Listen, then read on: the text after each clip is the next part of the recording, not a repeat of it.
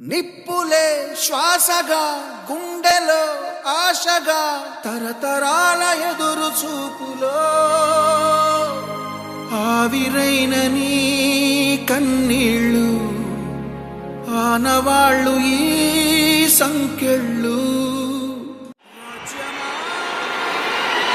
కొణిదెల పవన్ కళ్యాణ్ అనే నేను